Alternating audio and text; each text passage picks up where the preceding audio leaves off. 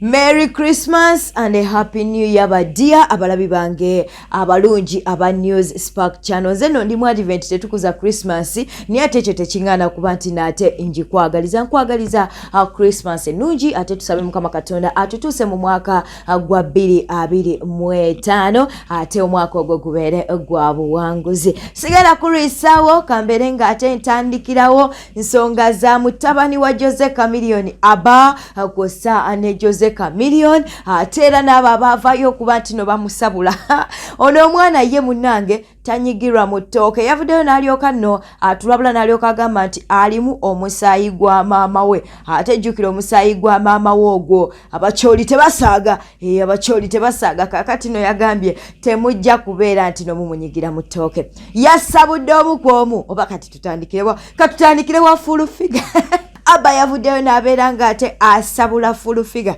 yagambye nti ajjukira nti full figure yavaayo n'alyoka agamba nti omuzadde tasobya ekyo yakiwakanyiza mu katambi ogenda kuwulira ng'akiwakanya. Oh, mukulu tasobya baba bla tatawo tasobya. Who said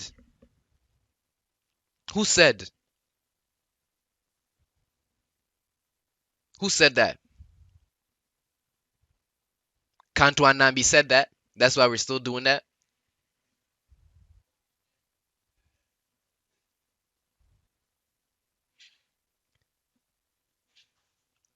You know what I'm saying? It doesn't even make sense at all. It does not make sense.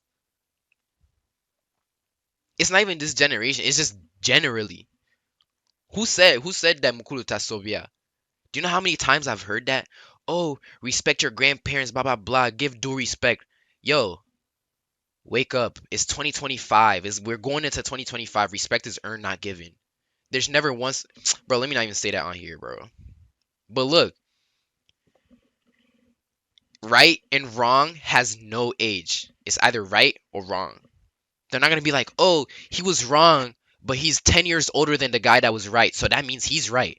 Atera n'alyoka avaayo n'alyoka agamba nti full figure obutasoma bwe buli mu kuba nti no bumusumbuwa era mu katambi ke ngenda okubeera nga nkulaga ekyajja kubeera nga akikoonako. Atera n'alyoka avaayo n'alyoka amubuuza nti gwe aŋŋaana okuyingira mu nsonga za taata wange gw'oziyingiramu ngaani? She has nothing that is sensible that she's really saying. You know what I'm saying? And you can tell she's making a joke out of it. She doesn't even care for real. She's just opening her mouth and saying nothing. You know what I'm saying? And I was actually talking about this with my mom before I even came on here and started talking about the issues that were going on with like to do with my dad's health and stuff. She was telling me not to, you know what I'm saying? But I was like, nah, I gotta do this. You know what I'm saying? I don't know how these problems like connect to her and why she has why she feels the authority to comment on stuff like this. You know what I'm saying? Look at her, bro. Bro, look, let's be serious, y'all. Look, are you telling me that a woman that looks like this, I should take her serious?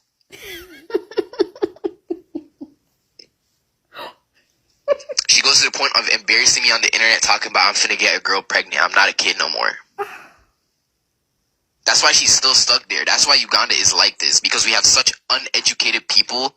Oyo ye mutabani wa Dr. Jose Chameleone atagejja atakogga kakati yafunyeyo mutabani we munnange atanyigirwa mu ttooke. Chameleone yezaala kakati no we yavuddeawo ate n'alyoka alumba kasuku. Kati tuzze mu lutalo lwa Abba Marcus mutabani wa Jose Chameleone ne kasuku. Jukira nti no kasuku yavaayo omwana n'amuyita idiot. Kino nno kyalumya omwana ono n'alyoka abeera ng'asabula kasuku. Tho yagambye nti n'ebintu ebimu kasuku bye yayogera bituufu naye ate munnange talina lukisa akuba nti n'ate amuvuma n'okumumanyira. Akatambi ke kano. Bichidde tazze bubalowooza nti taata yali talina kyakola naye nga the idiot went to the best schools ne gye baakulira muyenga nga n'emmotoka ebatwala ku ssomero nga buli kye baagala bakiina bw'omubuuza maama we yali akola mulimu ki. Okay. Oh, my mother. Okay. Since he called me an idiot, I'm not going to feel any type of way to hold anything back. I believe that this is a completely stupid, utterly stupid and idiotic take. I know for a fact he doesn't explicitly mention me.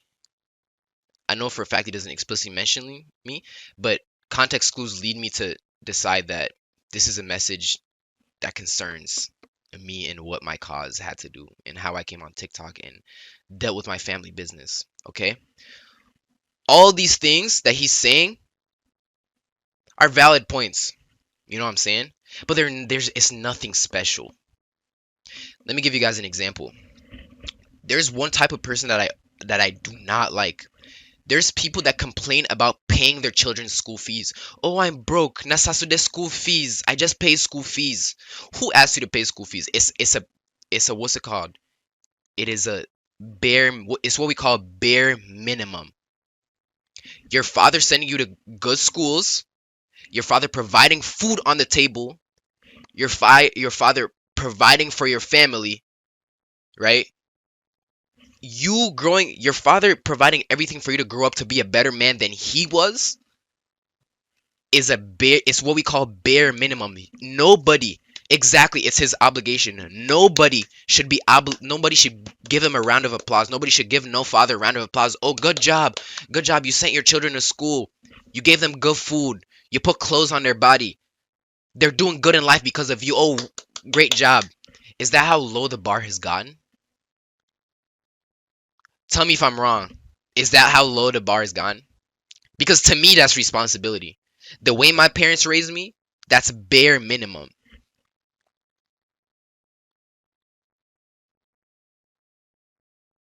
It's bare minimum.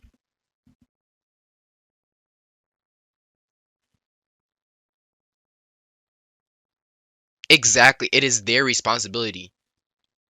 100% their responsibility. No parent should be applauded for providing their children what they're supposed to have.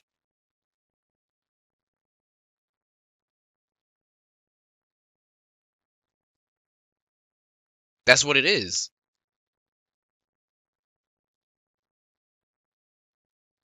That's the bare minimum.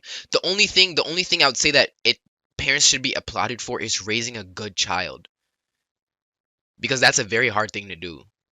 A parent could do everything right and the child still comes out bad. But if we're saying that, oh, children can't speak up about their parents, yada yada, because their parents have provided everything they need to have a good life. So therefore, I can't point out my mother's wrongs. I can't point out my dad's wrongs. Parents providing to their children is bare minimum. Nobody should be applauded for that. No one should say, well done, Mama Abba, well done, Tata Abba. Your children are going to good schools. Your children look good, yada yada. Nobody should applaud them for that. Maliriza Abba ng'asabula fulufiga era ng'asabula kasuku. Kaakati tuzze ku Bajjo. Jjukira nti Bajjo yavaayo n'abeera ng'asabula Abba ne maama we. Ate nga Abba ne maama we bali bati. Kaakati munnange Bajjo mu kwogera ennyo n'alyoka ayogera n'alyoka agamba nti labe n'embizzi. Ekyo kyatabudde Abba. N'alyoka agamba ani mbizzi? Abba yayogedde Oluganda. Ani mbizzi naye nga ddala ku Abba ne Bajjo sirumba saagala kulumba. N'avaayo n'amugamba laba ekitwe. Abba nga yali mu kuvuma ate musasire ne Abba we yatuuse okuvuma Bajjo enseko zaazise. Laba ekitwe. Abba avuddeyo n'alyoka agamba nti kwolabira omuntu atategeera bulungi obwongo bwe obutategeera bulungi kwe kuba nti no bali mu kumwinterviewinga ng'omuntu ali mu kumwinterviewinga amuli kumpi naye ng'aleekaanira waggulu. Mu Bajjo bali mu kumwinterviewinga ng'omuntu gwali mu kwogera naye ali kumpi naye nga munnange aleekaanira waggulu. Ebyo nno bye biri mu katambi kano. Abba togenda kufunayo kitaawo omulala atali Chameleone embwaggwe. Look at his head. Look at his head. No suka no kusimikira ebinyo mu jajja they are evil. Chagabe mu jajja awagula they are evil. Mubaga batata. Let me tell you guys something real quick. The quickest way to know people, well, the quickest way to know that someone is not intellectually up there is if they have to yell to deliver their point. Look at how he's yelling. He's just screaming like as if the person that's interviewing him is not right in front of him. Look at him. No suka no kusimikira ebinyo mu jajja they are evil. Chagabe mu jajja awagula they are evil. Mubaga batata bwalifa tulijera. Gwe mbizi gwe Abba oli kyana kitata enkuzala. Me busy. Me. Zay busy. Me. I'm the busy. Hey God. I don't even have to say anything. I don't even have to say anything. I know. Look at him. I don't have to say nothing. I don't. What? I don't have to say nothing. Look.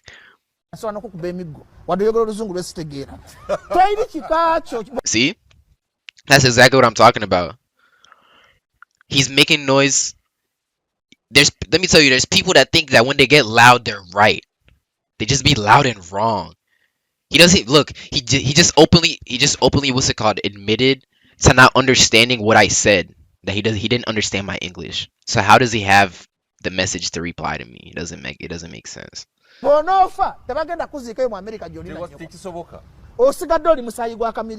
Osigadde oli musayi gwa muzeyi Mayanja, osigadde oli musayi gwa mama wa Chameleon.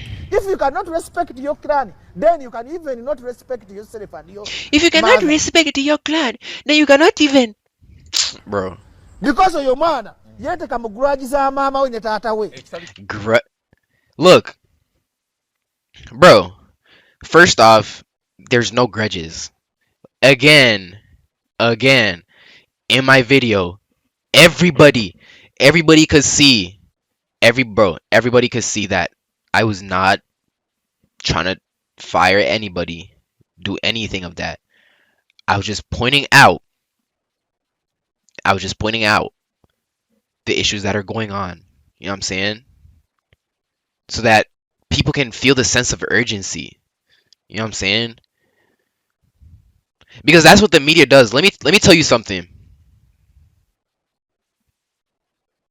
Let me tell you guys something, right? People behind the content and what comes out onto the internet filter a lot of things. You know what I'm saying? You guys may not know how many times that my dad has got sick before this. You know what I'm saying?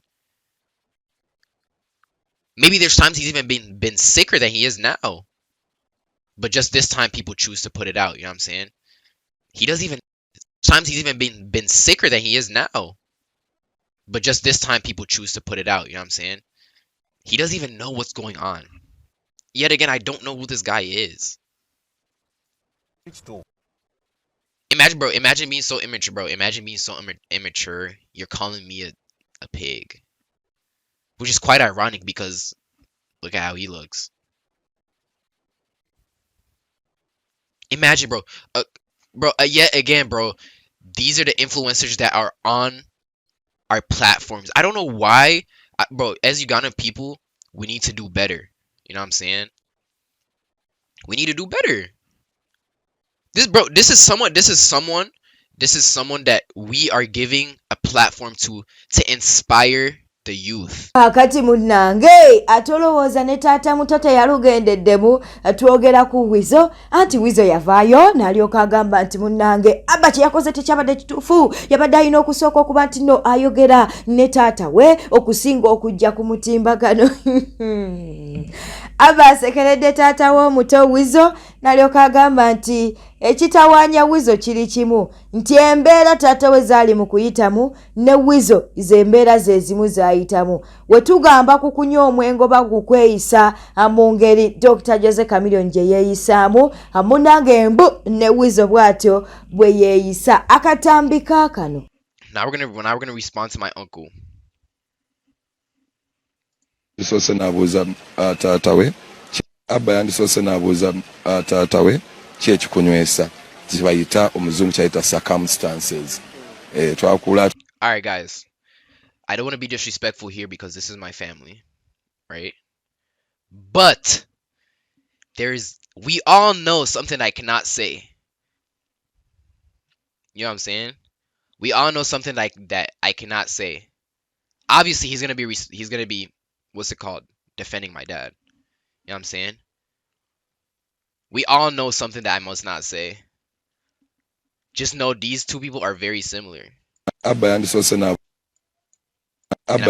n'abuuza taata we kyekikunywesa kibayita omuzungu kyayita circumstances. Twakula tuli ba baby nga tuli innocent naye why lwaki omuntu atuuka neyefumita empiso neyekuba eddagala nga yekuba drugs kati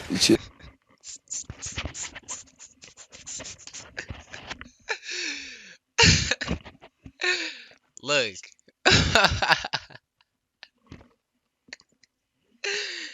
Bro. Okay.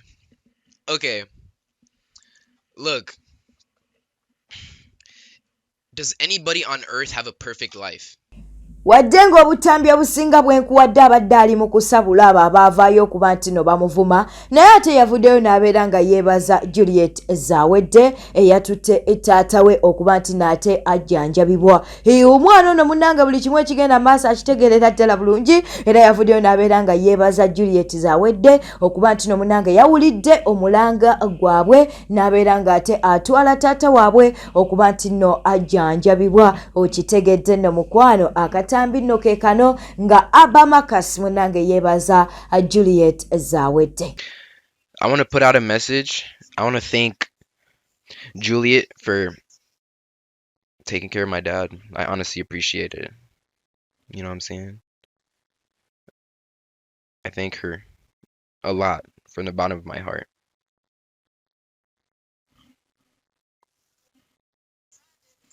You know what I'm saying?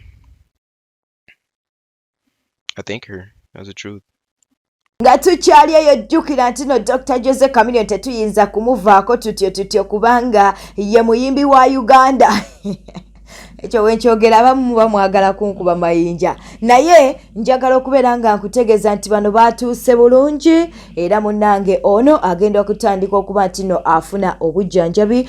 Twegatteko okubeera nti nate tuweebaza Juliet Zawedde olw'omutima ogwo omulungi ate era twongere okusabira Dr. Jose Chameleone asobole okuba nti no awona n'okufuna obujjanjabi obutuufu obwetaagibwa. Katubeere nno nga tweyongerayo nenga sineyongerayo soko subscribing naawe ku Christmas eno nga lwaki woba to likingangako video yange kale ku Christmas eno kikole obeere ngo likinga woba nga to commentingangako kale ku Christmas eno mukwano nga Kristo azaliddwa erekawo bakabwawo mu comment section ate tubeere nga tweyongerayo ate era munange n'okulikinga n'okusubscribinga kw'ossa n'okunyiga akadeka notification. Olunaku olwaleero nange kanjibale nti no ku Christmas abantu ba subscribinga kale katubeere nga ate tweyongerayo naye ng'okyali ku News Spark channel.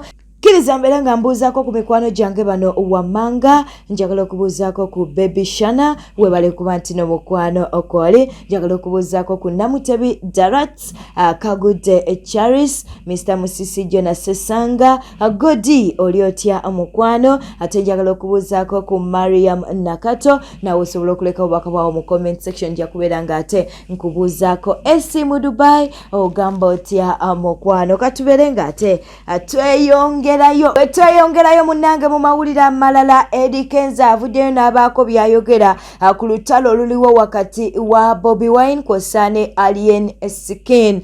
Twagala tubeere nga ate tukuwa akatambi kano era ayogedde n'ebyokugoba abayimbi eggulu. Akatambi kaakano njagala twogere ku indiscipline eri mu industry nga gwe president of recently abamu ku bayimbi bo oba omu ku bayimbi bo yasiwuusa empisa n'agenda n'alumba ekibiina ky'ebyobufuzi mu ggwanga Uganda ne batandika okuwandiikako ne bakolako effujjo n'okuwandiikako ebintuntu. Ensonga eyo gyogerako abo balina entalo zaabwe zibalimu gwe gendayo ku social media oba genda obabuuze mu kampu zaabwe bamanyi bye baliko balina bye beezannya ate ffe bye tutategeera kubanze bisibirimu. Akakiiko akakwasa empisa mu federation kakyaliyo oba akakiiko kyekali naye kakola ebyo bikasobola okukola. Gwe buli lujja oluyitamu bwe mbandu gyamu oluyitamu oba olugyamu okitegedde. Waliwo entalo nga bireka. We are not political, you know what I mean? We are not political, we don't get into political issues. Abamu balowooza nti woyinza otuwulira nga tumuyingiddemu era weewo nga tuli ku copyrightiro tuli ku policies ez'enjawulo abo simanyi permitting simanyi what permission here and there.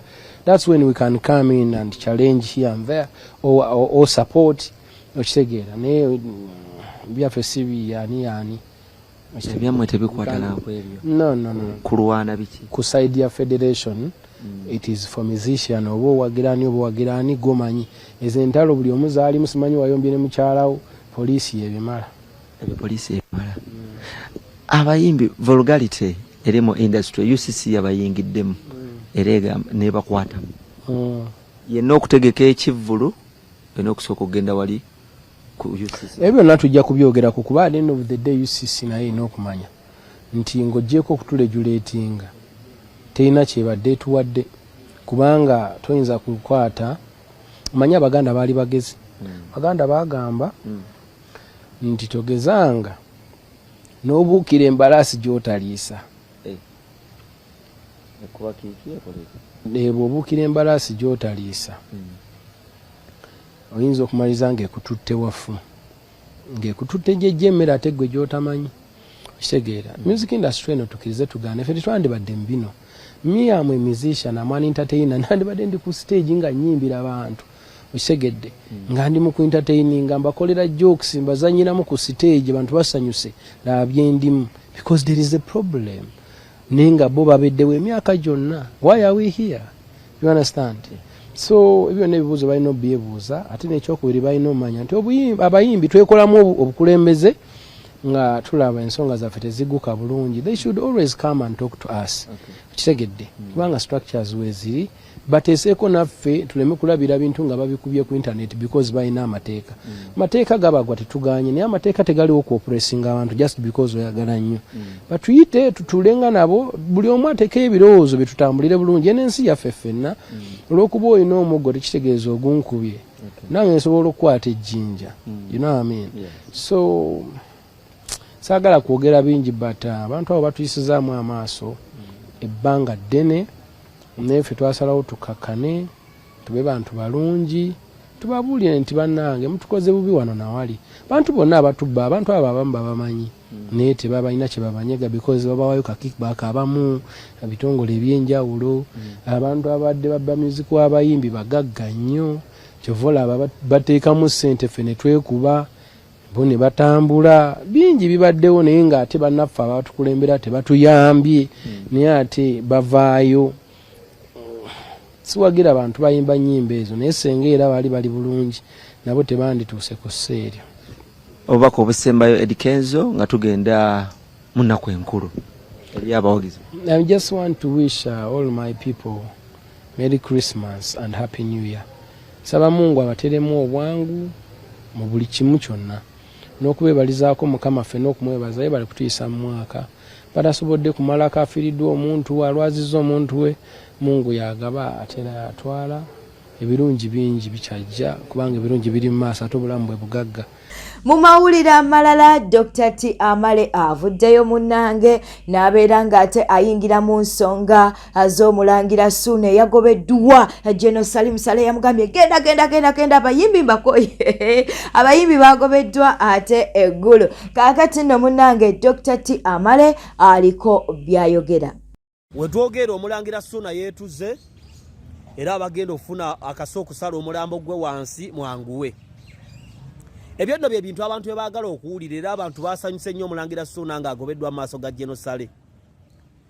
Nze siri omu ku bantu abaasanyuse nga General Saleh agobye omulangira SUUNA kubanga ffenna industry yonna waliwo abagenda emisana waliwo abagenda ekiro ffenna tugenda ewa General era ali atugobyeko. Naye ekisiraani nga kyakutte obanga emikisa gwakugwako n'embuzi ekuluma. Ekisiraani nga kyakutte n'embuzi ekuluma. Omulangira SUUNA gwe bakwadde mu kakunizo n'agobwa emisana ttuku. tekitegeeza nti musiru waliwo abatandise okugamba mukale Bobi Wine yabagamba abayimbi mwebereremu mwegatte ku Nuupu mulwanyisa omusajja ebyo nabyo bya kisiru kubanga era abayimbi abagenze kusaidia Nuupu bangi baavu wano Big Eye yakoze show n'emusala wano Amoti yatambula n'agende wa Bobi Wine n'afuna amasanyalaze show n'emusala wano Kabako yagende wa Bobi Wine show n'emusala Mickey Wine muganda Bobi Wine show yamusala n'aba Nuupu obwavu balume era Salim Saleh ababairinga out n'abali bwena alemu bw'oba teweebeeredde mu ggwe ng'omuntu kubanga obuyambi obusooka buva gy'oli weewaawo omuntu afuna obuyambi okuva wano na wali kubanga na America esaba obuyambi ne Trump jonga agenda okwesimbawo yasaba obuyambi ne Nuupu efuna bilioni 3 mu obukadde 7 mu gavumenti ate ina n'omutemwa gwejja kubawaka ba parliament n'abantu abalala nezejje ebweru tewali atayimirawo kuyambibwa abalala naye kino kituwaaki ekyokuyiga ng'abayimbi nava ku radio Simba mu 2018 abantu bankulitisayizinga akepanka akalugezigezi keeraga ovotya ku Simba mwe muliko ng'ebiseera ebyo muganda wange nga wano mu Uganda ku morning show nga binsanga wano tuli b'amaanyi nga buli radio etwagala nga buli TV etwagala bwe nava ku Simba CBS n'enkubira ayita mu Kayemba Honorable manager wa Rema n'ankubira nga bangamba CBS ekwagala nembabuuza nti bagenda kola nebanga ogenda kola nga buli lunaku okuva essaawa 8 nembagamba mukomaawo ekimu ku kyanzija ku radio nga sente zenfuna n'obudde bwempa radio olw'okuba abantu batuwuliza ne baseka tuli n'endawusi tuli ne Ssaabazonto abantu batusekerera nzanya tamale nzira wano nzira wali omanyi obabeera myaka 20 21 22 23 you don't think about emyaka 3 mu 5 ana basuna bomulangira SUUNA bali n'ensobi ze baakola bwe baabeerera ab'amaanyi oba oli awo ne batateekateeka bulungi nga n'ensimbi bwe baaziteeka tewaali waluŋŋama olwaleero nga tezirabika omuntu azimba empaya ng'afuuse omumanyifu SUUNA si munaku kubanga SUUNA emmotoka gy'avuga ya bbeeyi abaana ba SUUNA basomera mu masomero ga bbeeyi SUUNA alina kalina n'ebintu ebirala ne investment etalina mulamwa etuuka ekiseera nga kalina weeri nga tevaamu ssente abantu abasinga kasita bafuna obusente nga bazimba nga bakola ebintu ebitavaamu ssente kati SUUNA owaali osobola okwesanga ng'okulwaninga obulamu bwe yeetaaga milioni 12 buli mwezi nga bambi tezikyavaayo mu kaashi ng'ojja kumusanga ng'ayagga kati nze ekyo sisanyuka kubanga abantu abasinga okubeera ku neeti balogo they are witch era n'abaasanyusaawo nga je n'amugoba bangi wawulidde enduulu ezaavuze but that's not right nagadi yabadde agenze kusabiriza n'abalala ne Ssebatta jo bamukolera sho obu Ssebatta atambulira ku booda n'alinya taxi abayimbi ne Bobi Wine agenda okuyingira ebyobufuzi ng'ayavuwadde nga tewakyali bookingizi kati abali ku internet baana bakadaama bayeekolera bawuma lukisekka naye obulamu bwayitamu abumanyi bwokya tetambudde obadde mulabi mulungi olekwekumira ku News Park channel subscribinga likinga leka obaka bwawo mu comment section leero Christmas mukwano soko likinge leka obaka bwawo mu comment section ate tova ku channel eno nga munnange to subscribinze beera bulungi weeraba.